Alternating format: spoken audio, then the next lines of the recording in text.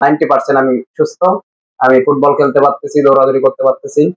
আগের থেকে আমি 90% সুস্থ। আমার পা আগে ভাঁজ করতে পারতাম না, প্রচন্ড ব্যথা অনুভব হইতো। সোজা করতে পারতাম না, প্রচন্ড ব্যথা অনুভব হইতো। একটু দৌড়াইতে গেলে আমার পা ডিসপ্লে হয়ে যাইতো। ইনশাআল্লাহ আমি এখন অনেক আগের থেকে অনেক সুস্থ।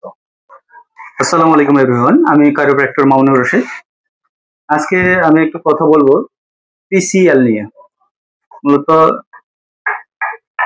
যাদের এসিএল বা পিসিএল ইনজুরি নিয়ে ভোগেন, হাঁটুর লিগামেন্ট ইনজুরি, তাদের বিষয়গুলো নিয়ে একটু কথা বলি আজকে। আমাদের সাথে একজন ভাই আছে, মাসুদ ভাই। উনি ফুটবল খেলতে যায়, ওনার পিসিএল ইনজুরি হয়েছে।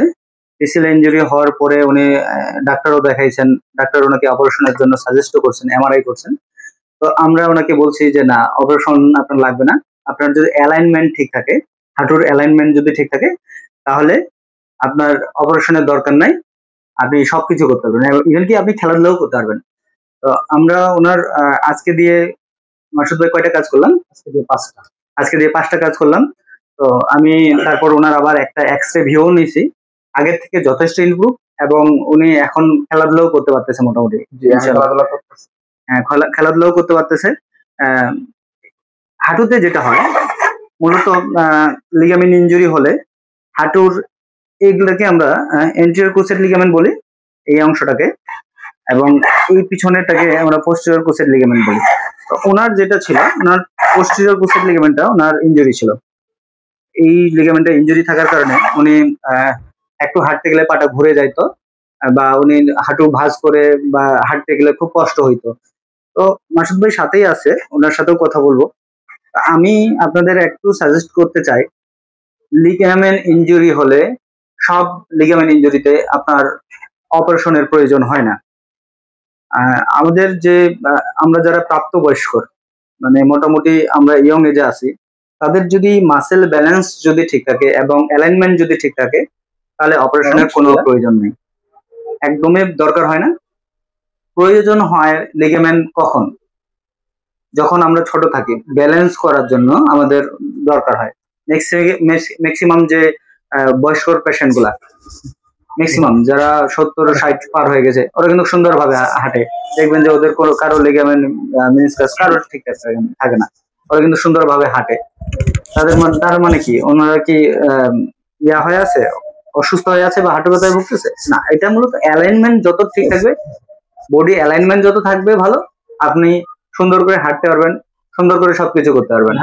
সেই জন্য আমরা বডি অ্যালাইনমেন্টের দিকে বেশি নজর দেব।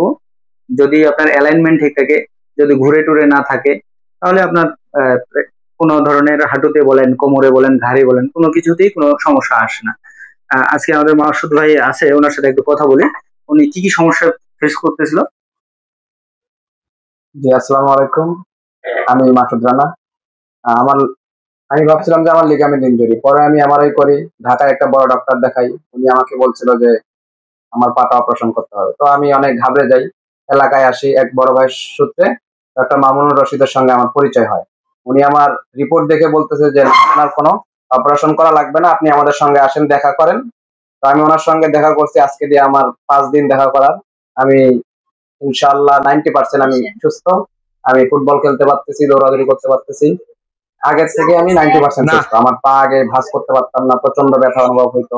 সোজা করতে পারতাম না, প্রচন্ড ব্যথা অনুভব হইতো। একটু দৌড়াইতে গেলে আমার পা ডিসপ্লে হয়ে যাইতো। ইনশাআল্লাহ আমি এখন অনেক আগের থেকে অনেক সুস্থ। মাসুদ ভাই, আপনি তো এখন মোটামুটি, আপনার মোটামুটি আমরা 5টা কাজ করছি, এর মধ্যে কি আপনি খেলাধুলাও করছেন, খেলাধুলা করে দেখছেন?